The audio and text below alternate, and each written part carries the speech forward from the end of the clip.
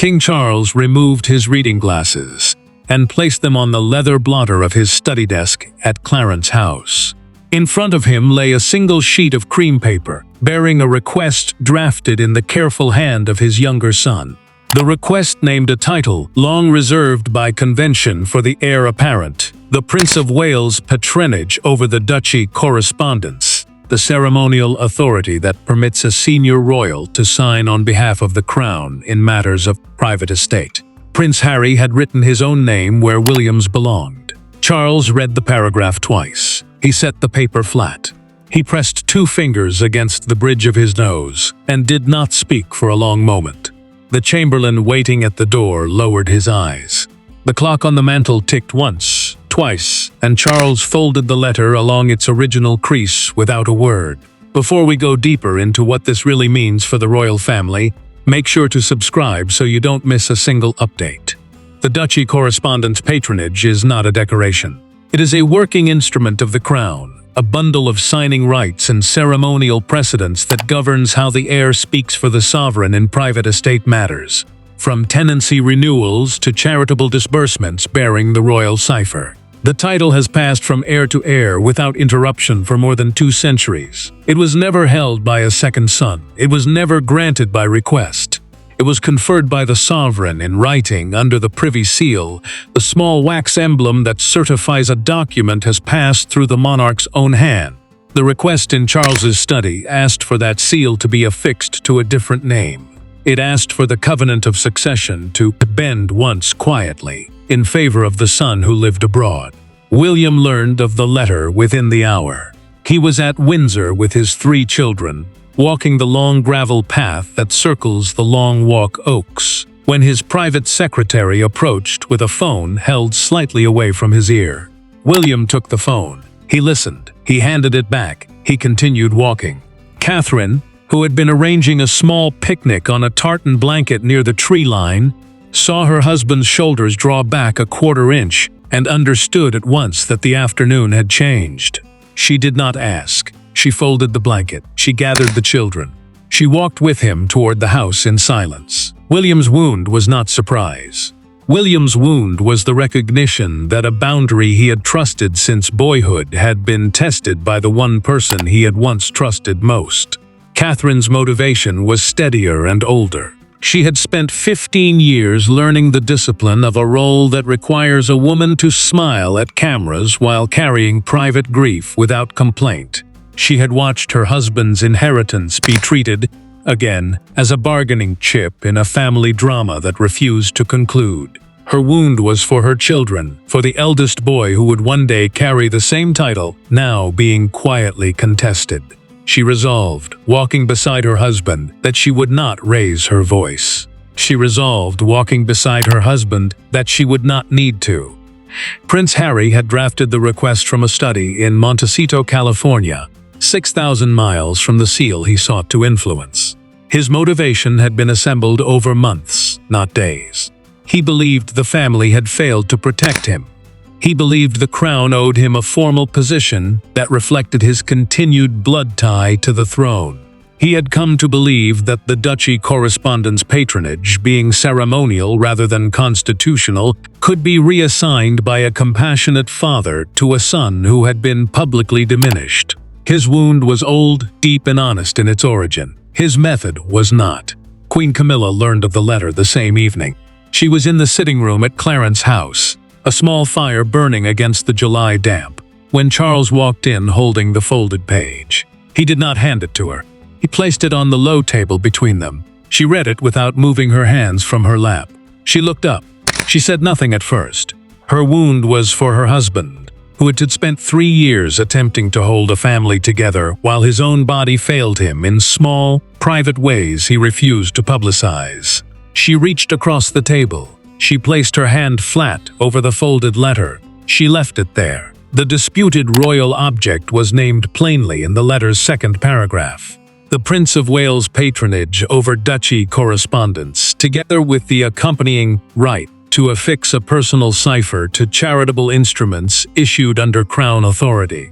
The title carries no salary. It carries no palace. It carries something older and less transferable. It carries the presumption that the holder speaks, in a limited and defined domain, with the voice of the sovereign in waiting. To hold it is to be publicly named as next. To request it is to ask a father to rewrite the order of 1,000 years. 6 months earlier, on a gray morning in February, a rehearsal had taken place inside the Chapel Royal at St. James's Palace. The rehearsal was not for a coronation. It was for a much smaller ceremony, a private renewal of the Duchy Charter that occurs once each reign to confirm the working instruments of the heir apparent.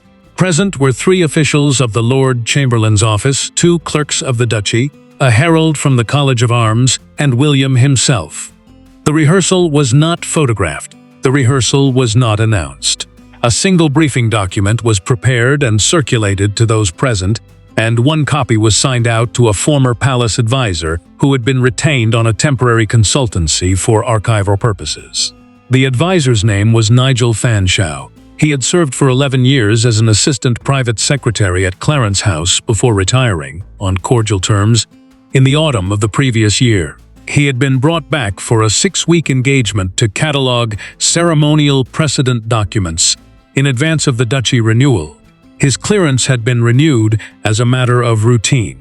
His access had not been questioned. He was 63 years old, twice divorced, and had spent the last decade quietly resentful of what he regarded as his premature marginalization by a younger generation of palace officials who had not, in his view, sufficiently valued his institutional memory. Fanshawe had met Prince Harry twice during the Duke of Sussex's brief private visit to London the previous spring. The meetings had been informal, taken in the tea room of a private members' club on Pall Mall. According to a documented private account, later reviewed by the Household Legal Office, the second meeting had lasted 94 minutes. During that meeting, Fanshawe had described, in general terms, the ceremonial architecture of the Duchy correspondence patronage. He had explained that the title was ceremonial rather than statutory. He had explained that the sovereign's assent, once given, was not subject to parliamentary review.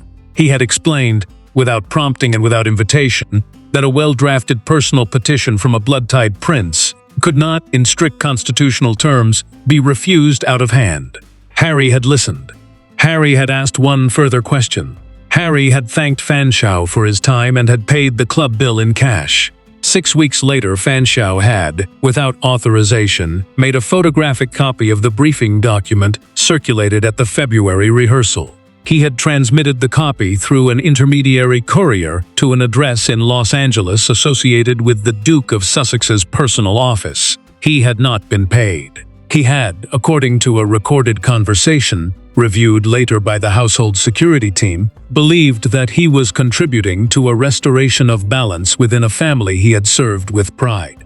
The letter now sitting on Charles's desk had been drafted, using the exact phrasing of that briefing document. The wording of the second paragraph matched, clause for clause, the internal formula reserved for the duchy renewal. This was the detail that Charles had noticed on his second reading. This was the detail that had caused him to set the paper flat and press his fingers to the bridge of his nose. The private confrontation took place 4 days later, on a secure video call arranged through the household's encrypted line. No aides were present in either room. No advisors listened. No note-taker recorded the exchange in real time, though a security log confirmed the call had lasted 41 minutes and had been initiated from Clarence House at 9:17 in the evening London time. Charles sat in the smaller of his 2 studies, the one with the green leather chair his mother had used during her private correspondence hours. He wore a dark suit. He'd not removed his tie. Harry appeared on the screen in a pale linen shirt, the California sun still bright behind him though the hour in London was late. He began with the words he had rehearsed. He spoke of service. He spoke of continued devotion to the crown from a distance. He spoke of the practical merit of allowing a second son to carry a ceremonial burden that would ease the weight on his brother's shoulders. He spoke with controlled confidence. He did not raise his voice. He did not name William once. Charles listened without interruption for almost 11 minutes. When Harry finished, Charles did not answer immediately. He looked at the screen. He looked past the screen, At the small framed photograph of his mother on the shelf beside the desk, he looked back. "You have asked for something that was never yours to ask for." He removed his glasses. He placed them on the desk beside the keyboard. He did not blink.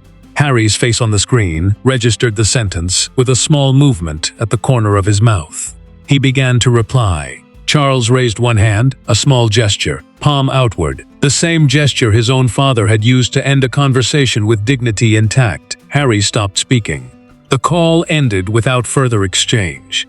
The security log recorded the disconnection at 9:58. Charles remained at the desk for another 20 minutes. He did not call Camilla. He did not call William. He opened the top drawer, took out a fountain pen his father had given him on his 21st birthday, and wrote 3 sentences on a fresh sheet of the household stationery. He folded the sheet. He placed it inside a leather portfolio. He closed the portfolio. He turned off the desk lamp. The family council convened at Windsor 2 days later, in the smaller library on the ground floor of the private apartments, the room with the tall north-facing windows and the walnut table William's grandfather had used for private audiences. Present were King Charles, Queen Camilla, the Prince of Wales, the Princess of Wales, the Princess Royal, and the Keeper of the Privy Purse, whose attendance had been requested in his capacity as custodian of the duchy instruments. No private secretaries were admitted. The door was closed by Charles himself. The Keeper of the Privy Purse opened a green leather folder and read aloud from a document dated the 18th of June, 1984. The document was a clarifying directive issued by the late Queen during the reorganization of the duchy correspondence protocols. Clause 7 of that directive stated, in language of unusual precision, that the patronage in question could not be reassigned, delegated, shared, or transferred except upon the demise of the current holder, or the formal renunciation of the title by the holder himself, and that any petition to the contrary was to be treated as void ab initio, the Latin phrase meaning invalid from the beginning, without effect from the moment of its drafting. The Princess Royal, who had said nothing until that point, folded her hands on the table. She looked at her brother. She said only, "It was settled 40 years ago." She said it once. She did not repeat it. Catherine did not speak. She sat beside her husband, with her hands resting one over the other on her lap, and her eyes fixed on the polished surface of the walnut table. William drew a slow breath. He looked at his father. He said, "I have no interest in punishment. I have interest only in the boundary." Charles nodded once. He asked the keeper to withdraw the clause reading and to prepare a sealed clarification restating the 84 directive under the current reign. He asked the Princess Royal to review the draft before its issuance. He asked Camilla to speak with the household press office about the language of any eventual statement. The final matter of the meeting was the leak. The Keeper of the Privy Purse produced a second folder. Inside was a summary compiled by the household security team, drawn from a security log covering the previous 11 weeks. The log recorded 3 unauthorized document accesses associated with the temporary consultancy of Nigel Fanshawe. It recorded the courier dispatch of a briefing copy to an address in Los Angeles. It recorded the 94-minute meeting at the Pall Mall Club. An internal briefing prepared by the Household Legal Office confirmed that the wording of the Sussex petition matched, clause for clause, the February rehearsal document. Charles closed the folder. He looked at no one. He said, "The wording was copied. That much is documented." He rose from his chair. He walked to the window. He stood with his back to the room for almost a minute. When he turned, his face was composed and his voice was low. He instructed that Fanshawe's consultancy be terminated with immediate effect, that his household clearances be revoked, and that no further comment be made about him within or beyond the walls of the palace. He instructed that the sealed clarification be prepared and lodged within the Duchy Archive by the end of the week. He instructed that no public statement be issued unless the story reached the press first. The story reached the press within 72 hours. It reached the press through a channel no one at the council had anticipated. A junior clerk in the duchy office, unconnected to Fan Shao and unaware of the council's proceedings, had noticed the sudden preparation of a sealed clarification, and had mentioned it, in passing, to a friend who worked for a public relations consultancy that maintained an informal relationship with a tabloid features editor. The mention had been casual. The mention had been enough. The first item appeared on a Thursday evening on the website of a mid-market Sunday paper under a headline that read "Sussex Petition Blocked by Sealed Palace Order." The item ran to 400 words. It named no sources. It referred to a family document being prepared under conditions of secrecy. It quoted no royal by name. It described the situation as a constitutional flashpoint of the first magnitude. By the following morning, the story had crossed to the broadcast bulletins. By midday, it had reached the American cable networks. By evening, a former royal correspondent, appearing on a morning discussion program, had described the Sussex request as, in her precise words, a naked grab for a title he was never going to be given. The phrase was repeated on 3 further programs before nightfall. It was printed in 2 columns by the weekend. Harry watched the coverage in the guest bedroom of the Montecito house, the door closed, the curtains half drawn against the afternoon sun. He watched the phrase repeat. He watched a panel of 4 commentators, none of whom had ever met him, discuss his motives with the fluency of people who had never been contradicted by a fact.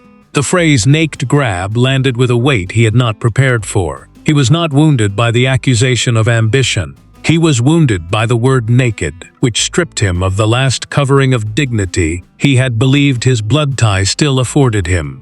He turned off the screen.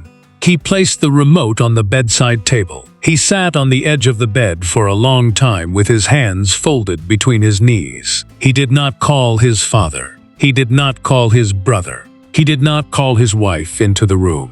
He remained where he was until the light through the curtains turned from gold to gray to nothing. Megan, who had been in the kitchen with the children, understood without being told that the afternoon had shifted. She did not enter the bedroom. She kept the children downstairs. She made a supper of pasta and salad. She spoke to the children about the pool and the garden and the plans for the weekend. She did not turn on the television. She did not check her phone. She placed her phone face down on the counter and left it there through the meal. At Clarence House, Charles watched the same coverage on a smaller screen in his private sitting room. Camilla, beside him on the sofa. He watched without expression. When the phrase "naked grab" was repeated for the 3rd time, he reached for the remote and lowered the volume by 2 increments. He did not turn the coverage off. He watched it to the end of the segment. He set the remote down.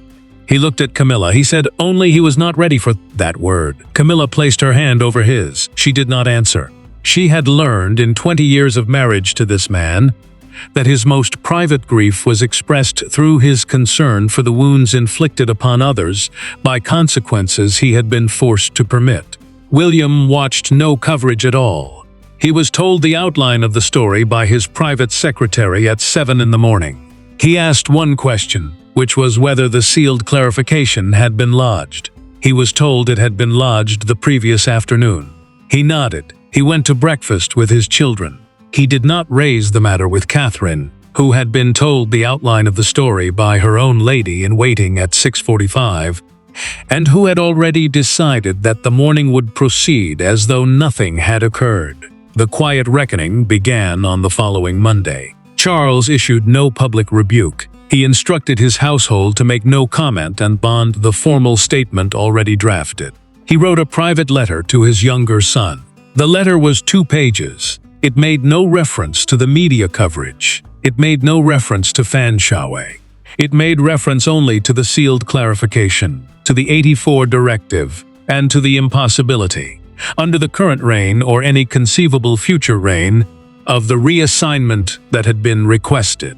The letter closed with a single sentence expressing his continued love for his son, and his continued regret for the distance between them.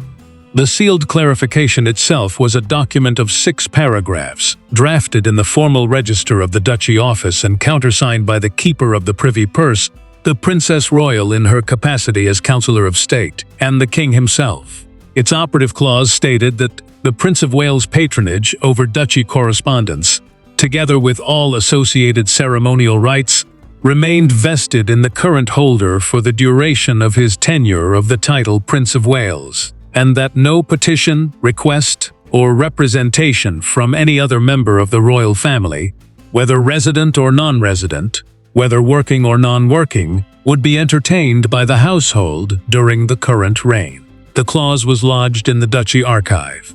A copy was placed in the sovereign's private files. A third copy was sent under seal to the office of the Duke of Sussex in Montecito. Harry received the sealed copy on a Wednesday morning. He was alone in his study when the courier's package was placed on his desk. He broke the seal. He read the 6 paragraphs. He read them a second time. He folded the document along its original crease. He placed it in the top drawer of the desk. He closed the drawer. He did not open it again that day. He walked out of the study. He walked through the hallway. He walked into the garden, where the children were playing near the small fountain his wife had installed the previous summer. He sat on the low wall beside the fountain. He watched his son and his daughter for a long time without speaking. His phone remained on the desk in the study.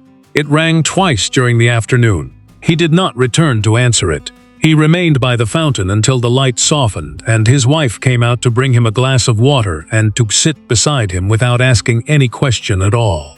Nigel Fanshawe was informed of the termination of his consultancy by a letter delivered to his flat in Pimlico on the same Wednesday afternoon. The letter was signed by an assistant clerk of the Lord Chamberlain's office. It was 1 paragraph in length. It thanked him for his previous years of service. It confirmed that his household clearances had been revoked with immediate effect.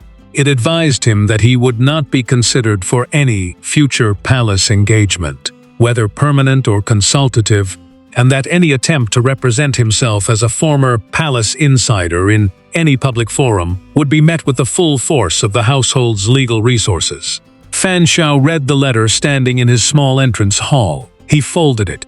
He placed it on the console table beneath the mirror. He did not read it a second time. He closed the curtains of his sitting room himself, though it was only 3 in the afternoon, and he did not open them again until the following morning. The household issued its formal statement on the Friday. It ran to 47 words. It confirmed that a clarification of the duchy correspondence protocols had been lodged with the appropriate archive. It confirmed that the arrangements governing the Prince of Wales' patronage remained as they had been established under the previous reign. It made no reference to any petition, any petitioner, or any prior consultancy. It closed with the sentence, "The household considers the matter concluded." The Saturday papers carried the statement in full. The lead item in one broadsheet Sunday edition ran beneath a front-page headline printed inside a black border and said in the largest type the paper had used for a royal story in 6 years. The headline read, "The line holds." The institutional consequence was recorded in the following week's ceremonial calendar, in which the annual renewal of the duchy charter was moved forward by 3 months, and the ceremony itself, previously private, was opened for the first time in its history to a small pool of accredited photographers, so that the sight of the current Prince of Wales signing the charter beneath the Privy Seal might be recorded and preserved as a matter of public documentary fact. Royal authority cannot be seized, borrowed, or pressured into a new pair of hands. It is not a possession that answers to petitions, and it does not shift because a wound is old or a grievance is loud. It is earned, one quiet act of service at a time, by the son who stayed and the daughter-in-law who folded the blanket and the father who wrote the letter he did not want to write. The title held because the line that carried it had been kept, and the line that carried it had been kept because the promise beneath it had never been broken. Thanks for watching. Please don't forget to like and subscribe, and we will see you in next.